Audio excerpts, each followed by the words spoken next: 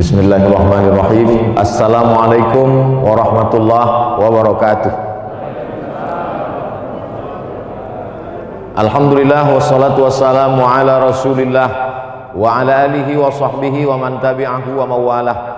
Yang sama-sama kita hormati Bapak Bupati Kabupaten Bintan, selanjutnya Bapak Sekda, Bapak Dandim, Bapak Kapolres, Bapak Ibu anggota DPRD Kabupaten Bintan, lalu kemudian Bapak Kajari Pengadilan Agama, kemudian Ibu Ketua Tim Penggerak PKK. Itu saya hafal semua karena saya lihat coretan Pak Bupati. Yang besar tak dihimbau gelar, yang kecil tak disebut nama, yang besar tak dihimbau gelar. Insyaallah hadirin hadirat, encik-encik, puan-puan, tuan-tuan, jemputan majelis yang hadir di tempat ini maupun yang mengikuti melalui radio dan streaming, semuanya dimuliakan Allah Subhanahu wa taala. Mohon maaf Pak Bupati, bapak-bapak, ibu-ibu, saya berdiri. Sebetulnya saya mau duduk juga seperti Pak Bupati tadi, tapi nampaknya ini memang jam-jam genting.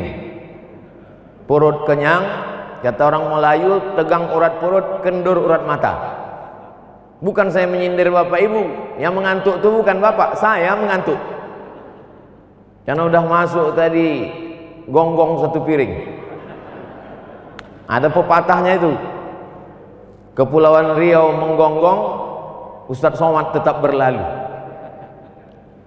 Disinilah cuman gonggong yang halal, yang lain haram. Bapak Ibu yang dimuliakan Allah Subhanahu wa taala, kalau ada anak lajang 2 orang ingin meminang anak gadis, yang satu PNS, yang satu pengusaha walaupun sukses, tapi besar kemungkinan yang akan diterima itu jadi menantu adalah yang PNS. Betul apa tidak? Kenapa begitu? Karena yang pengusaha ini tak ada jaminan. Jangankan jaminan hari tua, jaminan hari muda pun tak pasti. Ini buktinya, berapa banyak pengusaha yang sukses ketika datang Covid hancur. Tapi PNS memang dia tak banyak, tapi mengalir terus. Jadi berapa banyak orang yang ingin menjadi PNS? Bagi PNS ini sesuatu yang biasa-biasa saja. Tapi cobalah tanya kepada orang yang ikut tes ujian PNS dan tak lulus-lulus, betapa nikmatnya jadi PNS itu. Ini jangan-jangan Ustadz Somad ini termasuk PNS yang tak lulus. Saya PNS yang lulus 11 tahun jadi PNS dan keluar dari PNS. Walaupun PNS itu adalah cita-cita tertinggi. PNS itu adalah setiap anak Indonesia, setiap emak-emak di Indonesia ingin anaknya jadi PNS. Dan saya jadi PNS itu karena doa almarhumah emak saya. Begitu emak saya meninggal, saya pun keluar dari PNS. Bapak Ibu yang dimuliakan Allah Subhanahu wa taala, kita tidak menganggap sesuatu itu sebagai nikmat kalau kita tidak membandingkannya dengan orang lain. Dan kita tidak akan pernah mensyukuri nikmat kalau kita tidak menganggapnya sebagai nikmat. Cobalah tanya orang-orang yang sukses. Di mana sekolah? Di Yogyakarta. S2-nya di mana? Di Jakarta. S3-nya di mana? Di Bandung. Setelah itu apa pertanyaannya? Udah PNS atau belum? PNS menjadi cita-cita tertinggi. Maka bersyukurlah yang sudah jadi PNS, dan yang belum PNS honorer, sama-sama kita doakan mudah-mudahan ada PNS yang meninggal dunia sehingga menggantikan. Bapak Ibu yang dimuliakan Allah Subhanahu wa taala, jadi memang hidup ini kalau kita memandang terus ke atas tidak akan pernah bersyukur. Orang yang punya mobil Ferrari harganya 3 miliar, dia tetap mengeluh dan tidak bersyukur. Kenapa? Karena dia selalu memandang ke atas, yang dilihatnya temannya yang punya pesawat pribadi. Oh, sedapnya lah punya naik pesawat pribadi. Begitu dapat berita pesawat masuk ke laut, baru dia bersyukur. Bapak Ibu yang dimuliakan Allah Subhanahu wa taala, ada polisi, ada tentara, ada hakim pengadilan, ada pengacara, ada jaksa. Ini semua hanyalah casing. Ini semua hanyalah sampul. Isinya di dalam adalah kulit yang membalut tulang belulang. Ada jantung, ada paru-paru, ada buah pinggang, ada otak, ada hati, ada kulit, ada bulu, ada darah, ada daging, dan semua itu akan menjadi santapan cacing tanah.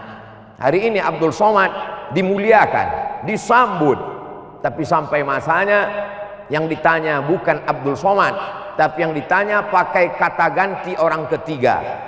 Datanglah orang Bintan ke Pekanbaru.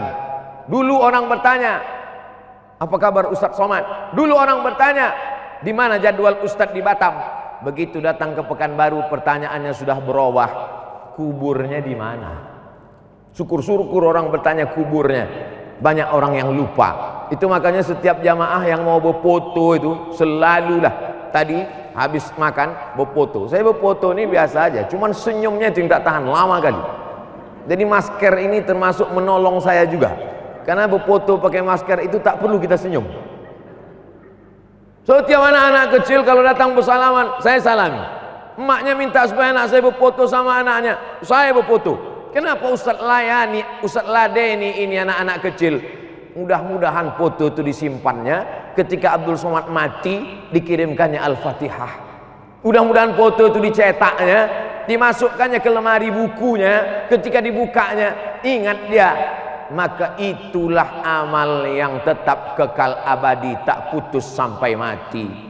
Alhamdulillah, tadi ketika makan ada salah seorang pegawai PNS punya jabatan, tak boleh disebut nama dan kantornya, menjaga kode etik jurnalistik.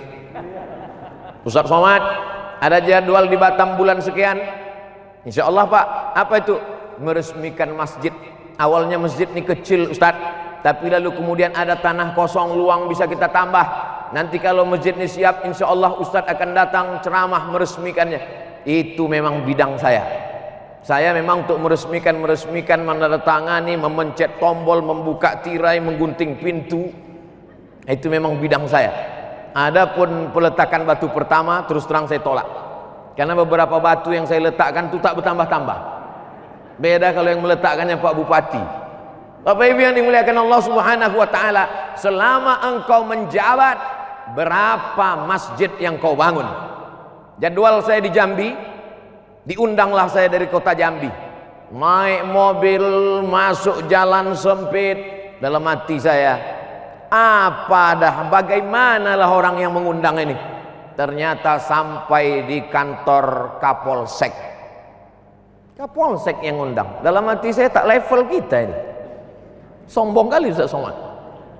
Kenapa Pak Kapolsek ini dapat prioritas? Saya tanya panitia Jambi.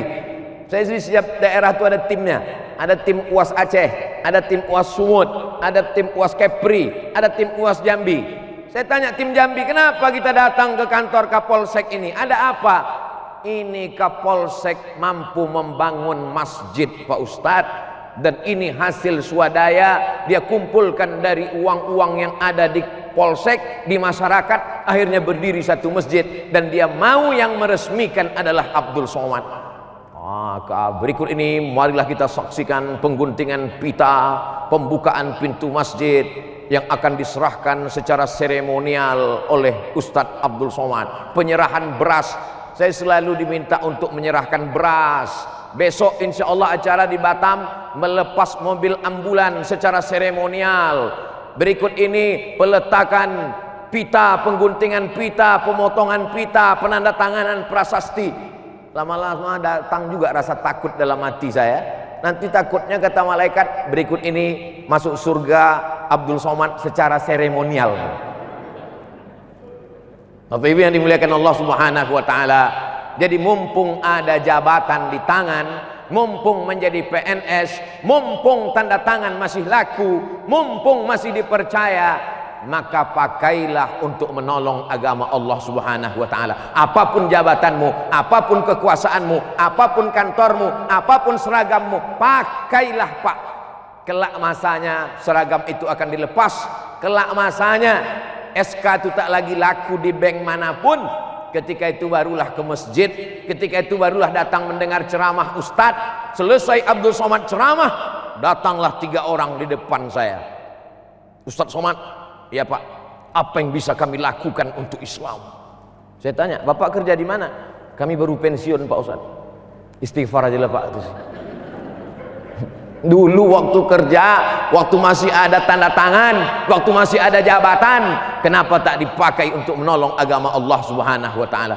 Makanya saya begitu disampaikan oleh tim UAS Kepri, Ustadz Somad, nanti jadwal kita ke Kabupaten Bintan, nanti Ustadz ceramah di depan Pak Bupati, anggota DPRD, di depan kepala dinas, kepala badan, kepala kantor yang berkepala dan tak berkepala ikut datang.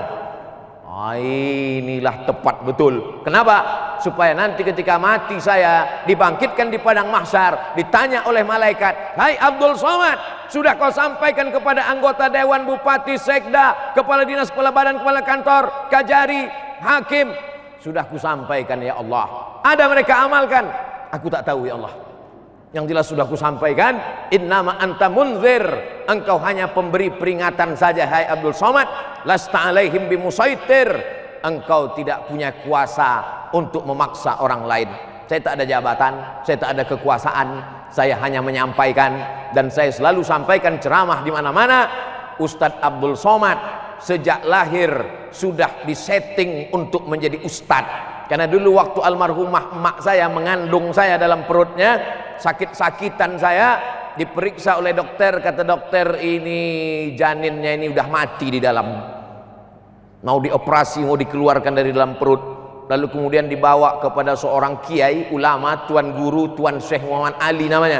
Datang ke arah Tuan Syekh Muhammad Ali, bacalah surat Ali Imran ayat 35 sampai 37.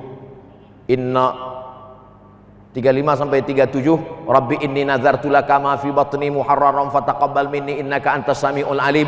Ya Allah, jadikanlah anak yang ada dalam perutku ini nanti kalau dia lahir akan menjadi muharrar.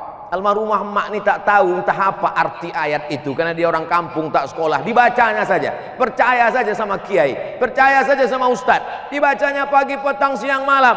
Akhirnya lama-lama sehat, berdetak berdenyut jantungnya. Akhirnya anak ini lahir, dimasukkan sekolah agama. Setelah itu saya sekolah pesantren baru. Dia tanya, dulu waktu aku mengandungkan engkau, kata Tuan Syekh Kiai Tok Guru disuruhnya baca surat ini, Rabbi inni nazartu laka ma fi batni muharraran fataqabbal minni innaka antas samiul alim. Apa cerita ayat ini?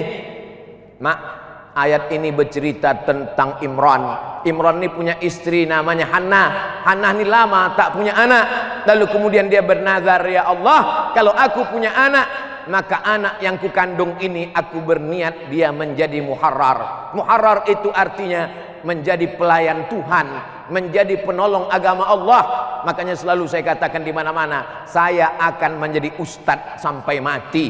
Insya Allah dengan pernyataan ini calon gubernur, calon presiden tak akan takut dia kalau saya mencalonkan diri. Karena saya katakan saya akan menjadi ustadz, menjadi guru agama, menjadi guru bangsa. Tidak tersekat di kampus, tidak tersekat di kelas. Kalau hanya di kelas cuma 30 orang yang saya ajar di kelas itu. Saya keluar PNS bukan karena saya melanggar peraturan. Saya keluar PNS bukan karena saya nakal. Universitas Islam Negeri Sultan Syarif Kasim, mahasiswanya 30.000 orang.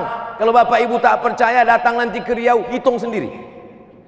Dosennya lebih kurang 600 sampai 700 orang zaman saya mengajar dulu. Dan di Fakultas Usuluddin itu dosennya 50 orang. Dosen pertama yang menyerahkan laporan BKD, beban kinerja dosen setiap semester, Abdul Somad. Kenapa Ustaz tahu? Saya tengok nama saya pertama di situ. Melaporkan 4 laporan sebagai dosen. Pertama, mengajar. Kedua, penelitian. Yang ketiga, penunjang. Yang keempat, pengabdian masyarakat.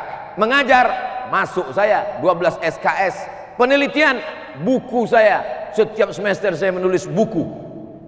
37 masalah populer, 99 tanya jawab sholat, 66 tanya jawab umroh, 35 lupa pula, 33 masalah kurban, 30 masalah Ramadan. Sengaja saya buat pakai angka-angka. Ini pun sekaligus iklan juga yang mau membeli buku. Oh, jualan buku rupanya Ustaz Somad. Di-download gratis dalam bentuk PDF. Tulis saja di situ, buku Abdul Somad, klik enter, langsung dapat. Apa Ustaz Somad mengiklankan bukunya? Saya cari di internet, tak ada bisa dibuka. Bukan salah internet, paket kau habis. Bapak Ibu yang dimuliakan Allah Subhanahu wa taala, Apalah yang Ustaz cari jadi Ustaz ini?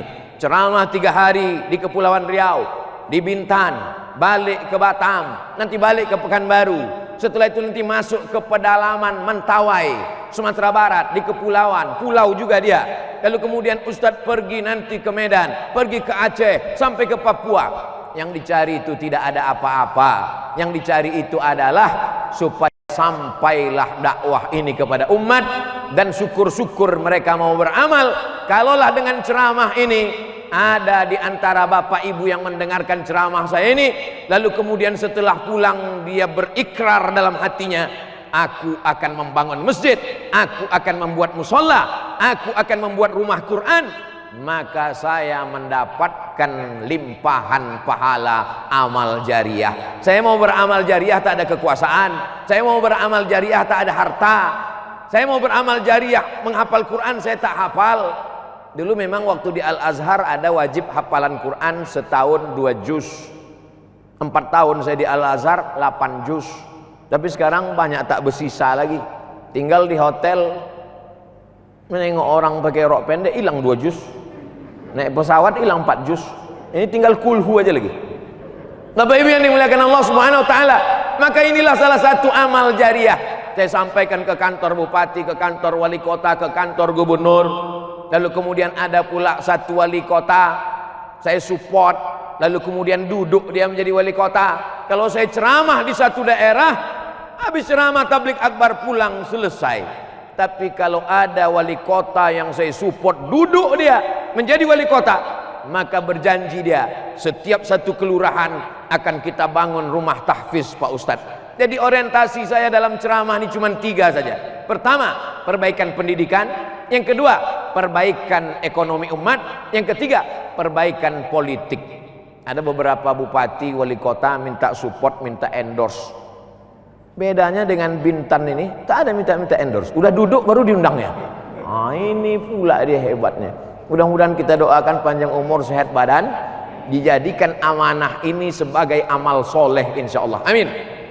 Bapak Ibu yang dimuliakan Allah Subhanahu wa taala, kira-kira masalah bersedekah manalah yang paling efektif, ustadz atau pegawai? Tentu Bapak Ibu tak bisa menjawab. Yang pertama, mau dibilang pegawai segan, ini yang ustadz ceramah.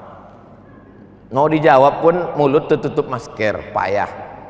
Tapi saya mau mengasih sampel contoh saja. Ceramahlah saya Dewan Sosialisasi Badan Amil Zakat Nasional Provinsi, Duta Zakat Nasional. Saya dilantik menjadi Duta Basnas Nasional. Lalu kemudian di provinsi saya Badan Amil Zakat Sosial dulu. Sosialisasi ke kantor-kantor BUMN, bank segala macam. Sekarang karena kesibukan takut saya tidak amanah, saya berhenti. Masuk kantor, keluar kantor, pas dihitung saya tanya, ada peningkatan selama saya jadi tim sosialisasi? Tak meningkat Pak Ustaz. Kenapa? Tak pakai kekuasaan. Tapi ada satu bupati tidak ceramah, tidak khutbah, tidak pakai tabligh akbar, tapi perolehan zakat potong atas. Kenapa? Dengan kekuasaan. Semua PNS pegawai potong atas. Kalau tak siap, siap-siap potong bawah. Kalau tak siap potong atas akan dikeluar, akan macam-macam lah, ada tindakan hukum. Ternyata itulah makanya dalam Islam diajarkan sab'atun yuzilluhumullah, 7 golongan yang akan mendapatkan naungan Allah. Yauma la zilla illa zilluh, hari itu tak ada naungan kecuali naungan Allah. Di padang mahsyar panas terik. Ada 7. Yang pertama mendapatkan naungan bukan ustad, bukan ulama, bukan MUI, bukan Muhammadiyah, bukan NU, bukan Al-Wasliyah, bukan Perti, bukan Persis. Yang pertama mendapatkan naungan itu adalah Al-Imamul Adil, pemimpin yang adil, pemimpin wilayah negara, presiden, provinsi, gubernur, kabupaten, bupati, sampailah paling bawah desa, sampailah di kantor-kantor itu ada kasih, ada macam-macam jabatannya, maka sesungguhnya dia akan diminta pertanggungjawaban di hadapan Allah Subhanahu wa taala. Pak Bupati, berapa penduduk Kabupaten Bintan nih? Kata Pak Bupati, 150.000. 150.000 orang penduduk Kabupaten Bintan. Jadi apa maknanya? Kalau PNS Kabupaten Bintan amanah jujur, maka dia mendapat kelipatan pahala 150.000 kali lipat. Kalau dia jujur, kalau dia amanah. Kalau dia tak jujur Pak Ustadz, hitung aja lah sendiri. Minta maafnya di akhirat. Makanya kata Nabi SAW, ya'ti yaumal qiyamati bisolatin. Ada manusia ini nanti yang mati menghadap Allah, solatnya banyak. Solatnya banyak. Solat sunat tahiyatul masjid, qabliyah, ba'diyah, solat tahajud, solat witir, solat duha. Puasa sunatnya banyak. Puasa Senin Kamis, puasa Ayyamul Baid, puasa Nabi Daud. Zikirnya banyak, solawatnya banyak. Tapi ternyata amalnya yang banyak itu habis diambil oleh orang-orang yang dia aniaya, orang-orang yang dia zalimi. Faniyat hasanatuhu.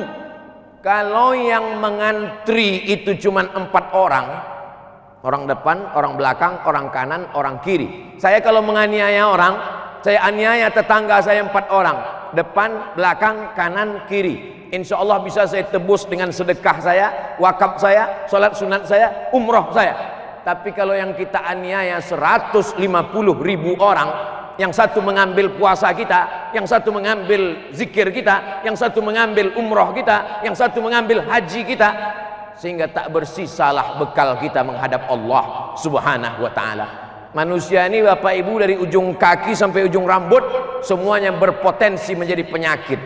Berapa banyak kaki yang potong putus karena diabetes meletus. Berapa banyak lutut yang mesti dibawa operasi ke Singapura karena tempurung lutut sudah lapuk.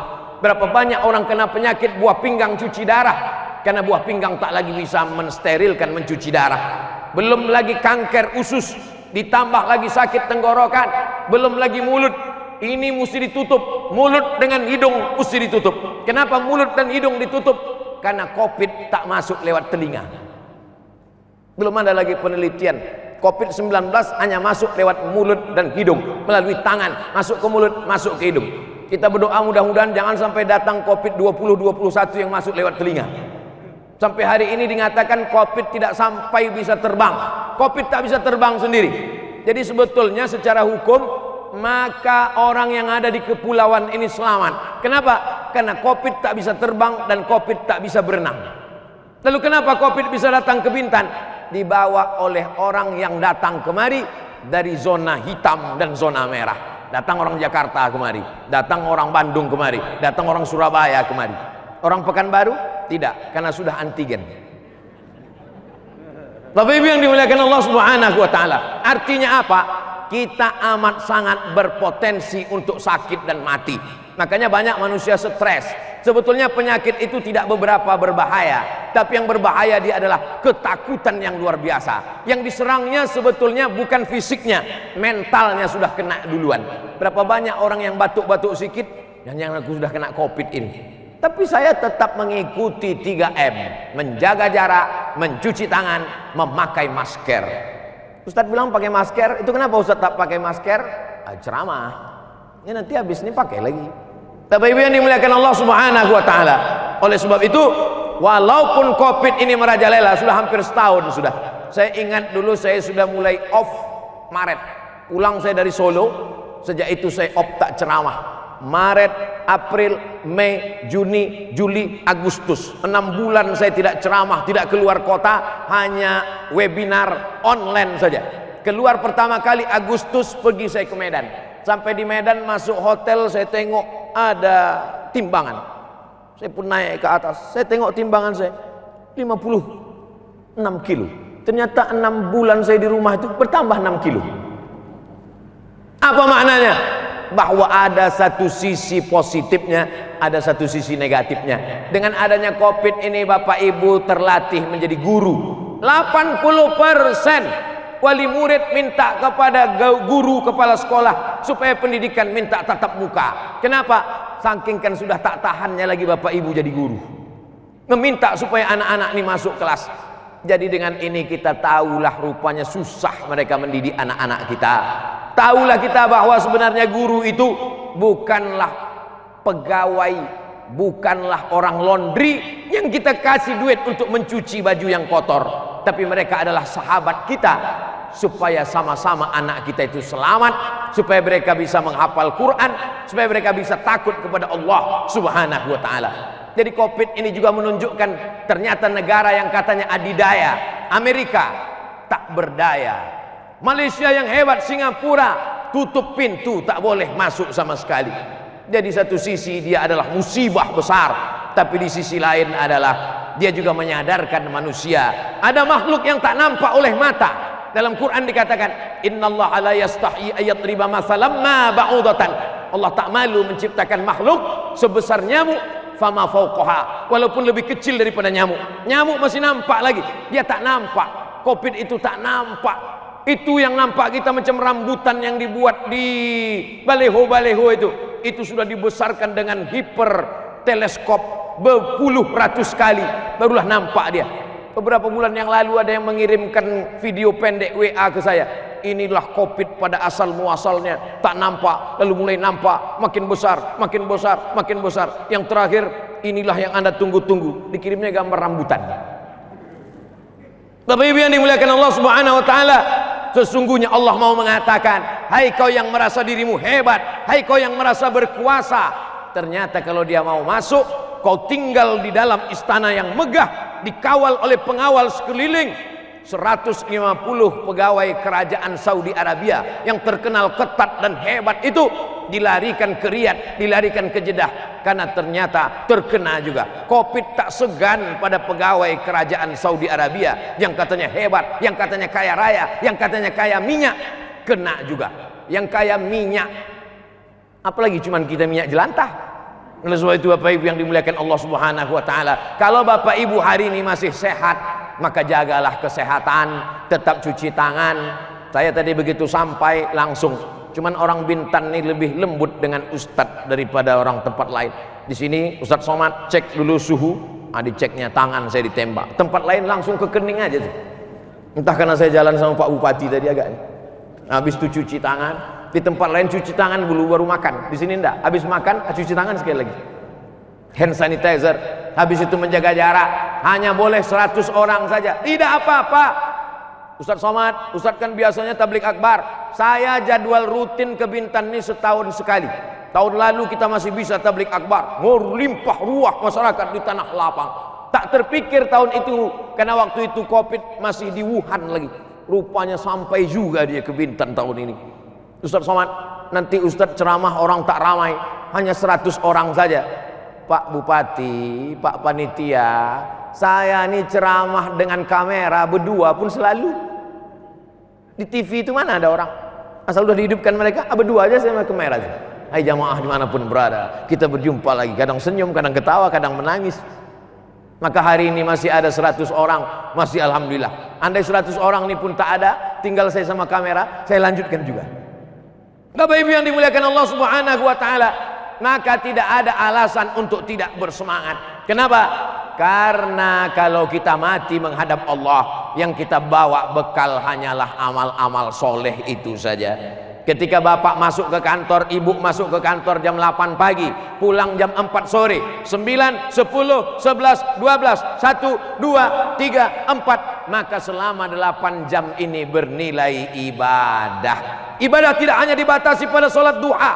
Makanya kadang kita ada urusan di kantor, mengantrilah panjang. Kenapa panjang ini? Mohon maaf Pak, pegawainya sedang sholat duha. Dianggapnya sholat duha ibadah, mengurus orang banyak tidak ibadah. Dianggapnya baca yasin ibadah, mengurus masyarakat tidak ibadah. Maka sesungguhnya sholat duha ibadah, baca sholawat ibadah, baca yasin ibadah, tapi juga mengurus orang banyak juga ibadah. Tapi jangan gara-gara ceramah saya ini dibalik. Saya tidak mau ada laporan besok pegawai Pemda Bintan, begitu azan zuhur berkumandang, Allahu Akbar, Allahu Akbar, dia tetap aja mengetik. Kau tak ke masjid, membuat laporan ini pun ibadah. Ada ibadah mahlah, subuh, zuhur, asar, maghrib, isya, zakat, puasa, zikir, baca Quran, itu ibadah mahlah, pure, murni ibadah. Tapi ada perbuatan, kalau dibawa nama Allah, dia bernilai ibadah. Memasak, ibu memasakkan nasi untuk suami, nampaknya semua orang memasak.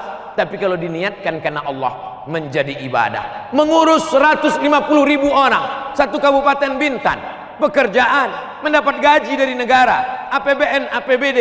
Tapi kalau diniatkan karena Allah, maka dia menjadi ibadah. Kekeliruan kita adalah ketika di dalam masjid khusyuk sekhusyuk-khusyuknya, ketika di Makkah takut setakut-takutnya, tapi ketika di kantor kita merasa ini hanyalah pekerjaan, ini hanyalah rutinitas, maka sesungguhnya kita sudah terjebak pada sekularisasi. Islam dibatasi hanya pada 3: saat lahir akikah, saat nikah walimah, saat mati takziah. Hanya itu sajalah ibadah: akikah, walimah, takziah. Padahal segala tindak tanduk perbuatan kita ini adalah ibadah. Kalau bapak begitu semangatnya sholat duha, maka semangat juga masuk kantor. Kalau ibu begitu sholat takut bergerak, segatal apapun kulit takut menggaru, begitu jugalah takutnya saat bekerja. Kenapa? Karena setiap hembusan nafas akan diminta tanggung jawab di hadapan Allah Subhanahu wa taala. Tak ada satupun yang bisa di antara kita ini mempertanggungjawabkan kedipan mata, bisikan telinga, lintasan hati, lintasan pikiran. Maka semuanya mesti kita robah. Aku berangkat ini karena ibadah. Yang kucari adalah ridha Allah. Mudahkan urusan orang. Jangan lagi kita berprinsip kalau bisa dipersulit, kenapa dipermudah? Man yassara an mu'sirin, siapa yang memudahkan urusan orang, yassarallahu anhu yaumal qiyamah, dimudahkan Allah pula urusannya pada hari kiamat. Alhamdulillah, program-program yang dilakukan di Kabupaten Bintan, secanting beras ketika datang banjir bandang, kesulitan masyarakat, secanting beras inilah yang menyelamatkan. Akhirnya orang bisa masak. Sekarang saya dengar ada pula lagi program baru bahwa orang-orang tua yang tidak mampu, usia 60 ke atas, yang di total jumlahnya sekitar 10.000 orang, akan diberikan BLT bantuan. Maka sesungguhnya ajaran Islam mengajarkan ada namanya zakat produktif. Pedagang yang dia hanya buat gorengan dipikul, maka dibuatkan dia dorongan, diberikan dia sepeda motor, bisa dia berkeliling. Ini produktif. Tapi ada zakat itu yang bersifat konsumtif. Janda tua, apapun tak bisa lagi, suami sudah meninggal, anak-anak pun mati, hidup sebatang kara, maka dia diberikan konsumtif. Dalam agamanya disebut dengan zakat konsumtif. Maka uang negara dipakai dalam bentuk BLT untuk usia lanjut, untuk orang yang tak bisa lagi mencari nafkah. Maka ini adalah salah satu bentuk memudahkan urusan orang. Lain lagi pelayanan kesehatan, sudah memudahkan urusan orang. Man farraju an muslimin kurbatan min kurabid dunia, siapa yang mampu melepaskan kesulitan orang di dunia ini, satu saja kesulitan, farrajallahu anhu kurbatan min kurabi yaumil qiyamah, maka nanti dia akan dimudahkan Allah segala urusannya pada hari kiamat. Adapun masalah dosa kita, silap kita, kata-kata kita, siapa yang tak berdosa? Sedang Nabi Adam saja berdosa. Apa kata Allah? La taqraba hadhihi syajarah, jangan kau dekati pohon ini, fatakuna minal khasirin, nanti kau akan menjadi orang yang rugi, fatakuna minaz zalimin, nanti kau jadi orang yang zalim. Adam saja berdosa, apalagi kita anak cucu Adam. Maka kita tutupi dosa-dosa kita itu dengan perbuatan-perbuatan baik. Wa atsbi'is sayyi'atal hasanata tamhuha, tutupilah dosa-dosamu di masa yang lalu dengan perbuatan-perbuatan baik. Ma min muslimin yuznibu dzamban, ada orang yang silap, khilaf, salah, buat dosa, summa yatatahhar, mandi, paling bagus mandi, tak sanggup mandi, berwudu tak bisa, tayammum, setelah itu sholat sunat 2 rakaat, usolli sunnatat taubat rakaataini lillahi ta'ala. Bencana-bencana alam, bencana-bencana diri yang kita lihat hari ini semakin menyadarkan kita bahwa kematian begitu dekat. Ustadz-ustadz kita meninggal, setiap hari posting-posting tentang Habib meninggal, ustadz meninggal, kiai meninggal. Belum lagi banjir bandang, gempa bumi Majene, banjir di Sulawesi, di kabupaten, di provinsi, di Kalimantan Selatan. Maka mana daya kita, mana kekuatan kita? Ini sebenarnya semakin menyadarkan kita, mendekatkan diri kepada Allah Subhanahu wa taala. Faqultu astaghfiru rabbakum, banyak-banyaklah beristighfar, innahu kana ghaffara, Allah akan ampunkan dosa. Man lazimal istighfar, siapa yang memperbanyak istighfar, minta ampun kepada Allah, sependek-pendek istighfar astaghfirullah, lebih panjang astaghfirullahalazim, lebih panjang lagi Allahumma anta rabbi la ilaha illa anta khalaqtani wa ana abduka wa ana ala ahdika wa wa'dika mastata'tu a'udzubika min syarri ma sana'tu abu'u laka bi ni'matika alayya wa abu'u bi dzambi faghfirli fa innahu yaghfiru dzunuba la yaghfiru dzunuba illa anta. Siapa yang memperbanyak istighfar, Allah balas dengan 3. Ja'alallahu lahu min kulli dhiqin makhraja. Segala kesempitannya diberikan Allah jalan keluar. Wa min kulli hammin faraja. Setiap kesulitannya dikasihkan Allah kelapangan. Wa razaqahu min haitsu la yahtasib. Diberikan Allah rezeki dari jalan yang tidak disangka-sangka. Kita ini makhluk yang pelupa. Hari ini Abdul Somad yang menyampaikan. Besok lusa ketika pukulan musibah itu datang, boleh jadi Abdul Somad lupa. Bapak ibu pula yang menyampaikan lewat update status, lewat tulisan-tulisan di Instagram, lewat video-video pendek di grup-grup di YouTube, di grup-grup WhatsApp. Sebenarnya itu adalah cara untuk mengingatkan dalam rangka watawasau bil haq watawasau bis sabr. Tadi saya mulai jam 2, sekarang sudah jam 2.45. 45 menit kita bersama, sisanya kita berzikir, minta ampun kepada Allah karena acara kita adalah zikir dan doa Kabupaten Bintan. 15 menit ini kita manfaatkan untuk berzikir dan berdoa kepada Allah Subhanahu wa taala. Astaghfirullahalazim. Astaghfirullahalazim. Astaghfirullahalazim. Alladzi la ilaha illa huwal hayyul qayyum wa atubu ilaih. La ilaha illallah wahdahu la syarika lah, lahul mulku wa lahul hamdu yuhyi wa yumiit wa huwa ala kulli syai'in qadir. La ilaha illallah, tiada Tuhan selain Allah, wahdahu la syarikalah, hanya Dia saja, tak ada sekutu baginya. Lahul mulku, Dia yang punya kekuasaan, walahul hamdu, Dia yang layak dipuja dan dipuji. Yuhyi, Dia menghidupkan, wa yumiit, Dia yang mematikan, wa huwa ala kulli syai'in qadir, Dia maha kuasa atas segala sesuatu. Bismillahirrahmanirrahim. Alhamdulillahi rabbil alamin. Arrahmanir rahim. Maliki yaumiddin. Iyyaka na'budu wa iyyaka nasta'in.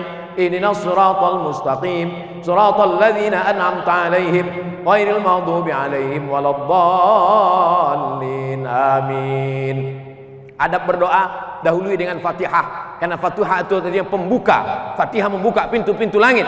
Fatihah membuka segala kesulitan. Hadiahkan Fatihah kepada Nabi Muhammad SAW. Hadiahkan Fatihah kepada almarhumah ayah dan ibu. Bacakan Fatihah untuk anak-anak. Anak-anak yang masih hidup, bacakan Fatihah untuk ruhnya, supaya dibukakan Allah pintu hatinya belajar, supaya dijauhkan Allah dia dari maksiat. Sahabat Nabi membacakan Al-Fatihah berkali-kali, lalu dibacakannya kepada orang yang tersengat binatang kalajengking ular. Fatihah dibacakan sahabat berkali-kali, dibacakan ke air untuk orang yang kerasukan setan, dibacakan Al-Fatihah berkali-kali untuk orang yang gila. Begitu riwayat dari hadis sahabat Nabi.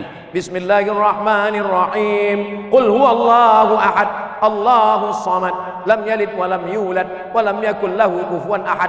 Qul huwallah dibaca 3 kali, karena kata Nabi innaha la ta'dilu sulusal Quran. Qul huwallah itu sepertiga Quran, dibaca 3 kali sama seperti khatam Quran. Bismillahirrahmanirrahim. Qul huwallahu ahad, Allahus samad, lam yalid wa lam yulad wa lam yakul lahu kufuwan ahad. Bismillahirrahmanirrahim. Qul huwallahu ahad, Allahus samad, lam yalid wa lam yulad wa lam yakul lahu kufuwan ahad. Suatu ketika Nabi Muhammad SAW disihir, disantet, black magic. Tiba-tiba datang Jibril alaihissalam. Hai Muhammad, rambutmu dicuri oleh orang Yahudi, diikat dalam 11 simpul tali. Lalu kemudian simpul tali itu dimasukkan ke dalam sumur. Maka datanglah sahabat Nabi menyelam ke dalam sumur, diambilnya 11 simpul tali itu. Maka 11 simpul tali yang dibuat oleh orang sihir Yahudi, dibacakan 11 ayat, terbukalah simpul-simpul itu. Adapun 11 ayat itu adalah Bismillahirrahmanirrahim. Qul a'udzu birabbil falaq min syarri ma khalaq wa min syarri ghasiqin idza waqab wa min syarri naffatsati fil 'uqad wa min syarri hasidin idza hasad. Bismillahirrahmanirrahim. Qul a'udzu birabbin nas, malikin nas, ilahin nas, min syarril waswasil khannas, alladzi yuwaswisu fi sudurin nas, minal jinnati wan nas. Itulah 11 ayat.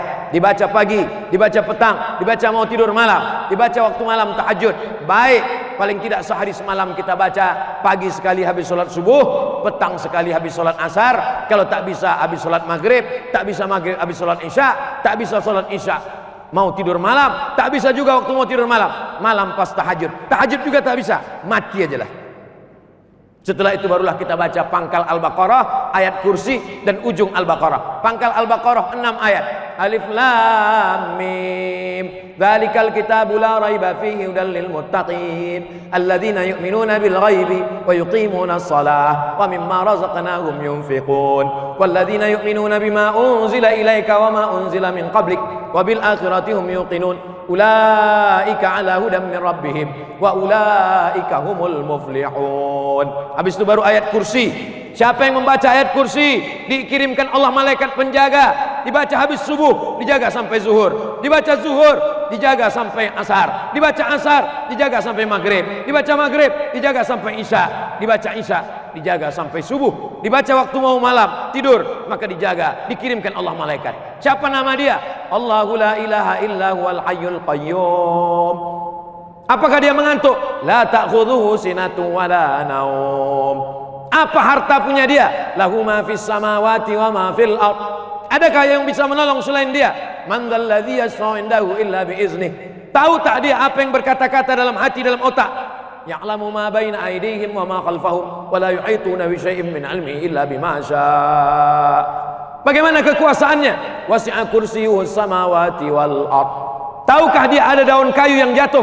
Sulitkah baginya mengatur rezeki anak ayam yang kehilangan induk? Ya'lamu ma baina aydihim wa ma khalfahum wa la yuhituna bi syai'in min 'ilmihi illa bima syaa. Wasi'a kursiyyuhu samawati wal ard wa la ya'uduhu hifdzuhuma wa huwal 'aliyyul 'azim.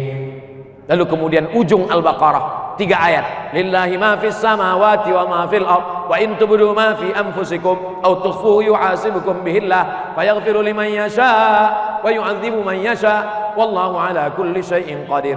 Amana ar-rasulu bima unzila ilaihi min rabbih wal mu'minun kullun amana billahi wa malaikatihi wa kutubihi wa rusulihi la nufarriqu baina ahadin min rusulihi wa qalu sami'na wa ata'na ghufranaka rabbana wa ilaikal masir. Ayat terakhir, la yukallifullahu nafsan illa wus'aha laha ma kasabat wa 'alaiha ma iktasabat rabbana la tu'akhidhna in nasina wa akhtana rabbana wa la tahmil 'alaina isran kama 'amaltahu 'alal ladzina min qablina rabbana wa la tuhammilna ma la taqata lana bih wa'fu 'anna waghfir lana warhamna anta maulana fansurna 'alal qaumil kafirin. Fatihah, qul huwallahu 3 kali, qul falaq sekali, wabinas sekali, pangkal ayat Al-Baqarah 6 ayat, ayat kursi, ujung Al-Baqarah 7. Inilah kita amalkan pagi, petang, mau tidur malam atau bangun tahajud malam, paling tidak sehari semalam 2 kali. Lalu kemudian zikir yang paling afdal, afdalu zikri fa'lam annahu la ilaha illallah. Satu jari ini 4. 1, 2, 3, 4, 5, 6, 7, 8, 9, 10, 11, 12, 13, 14, 15, 16, 17, 18, 19, 20. Jadi sekali genggam nih 20. 2 kali genggam 40. Kita pilih selalu angka 40. Kenapa? Karena angka 40 angka kesempurnaan. Karena angka 40 lah orang diangkat jadi profesor. Pada angka 40 lah Nabi diangkat menjadi Nabi dan Rasul. Maka la ilaha illallah 40. La ilaha illallah, la ilaha illallah, la ilaha illallah, la ilaha illallah, la ilaha illallah, la ilaha illallah, la ilaha illallah, la ilaha illallah, la ilaha illallah, la ilaha illallah, la ilaha illallah, la ilaha illallah, la ilaha illallah, la ilaha illallah, la ilaha illallah, la ilaha illallah, la ilaha illallah, la ilaha illallah, la ilaha illallah, la ilaha illallah. Genggam yang kedua, la ilaha illallah, la ilaha illallah, la ilaha illallah, la ilaha illallah, la ilaha illallah, la ilaha illallah, la ilaha illallah, la ilaha illallah, la ilaha illallah, la ilaha illallah, la ilaha illallah, la ilaha illallah, la ilaha illallah, la ilaha illallah, la ilaha illallah, la ilaha illallah, la ilaha illallah, la ilaha illallah, la ilaha illallah. 2 kali genggam 40. Lalu kemudian setelah itu kita katakan kalimatu haqqin 'alaiha nahya, dengan la ilaha illallah kita hidup, wa 'alaiha namutu, dengan la ilaha illallah kita mati, wa biha nub'atsu, dengan la ilaha illallah juga nanti kita akan dibangkitkan di padang mahsyar, dengan la ilaha illallah juga kita akan masuk surga bersama Nabi Muhammad sallallahu alaihi wasallam. Tapi doa tak akan sampai kalau tidak dengan solawat dan salam kepada Nabi. Innallaha wa malaikatahu yusalluna 'alan nabi. Allah dan malaikat berselawat kepada Nabi. Ya ayyuhalladzina amanu, hai orang beriman, sallu alaihi, berselawat kepada Nabi. Wasallimu, ucapkan salam. Bagaimana cara mengucapkan salam? Assalamualaikum ya Rasulullah, Assalamualaikum ya Nabi Allah, Assalamualaikum ya khaira khalqillah.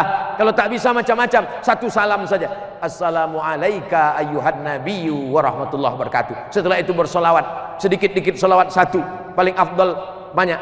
Allahumma salli ala Sayyidina Muhammad wa ala ali Sayyidina Muhammad. Setelah itu barulah berdoa kepada Allah Subhanahu wa ta'ala.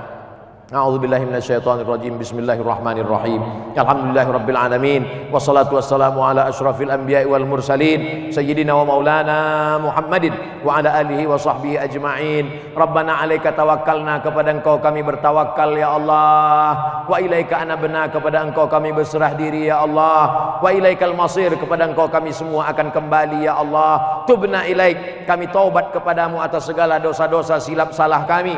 Dosa mata melihat yang haram, dosa telinga mendengarkan yang haram, dosa otak memikirkan yang haram, dosa hati tak pernah merujuk kepada yang halal, dosa kaki melangkah kepada yang haram, dosa tangan menyentuh kepada yang haram.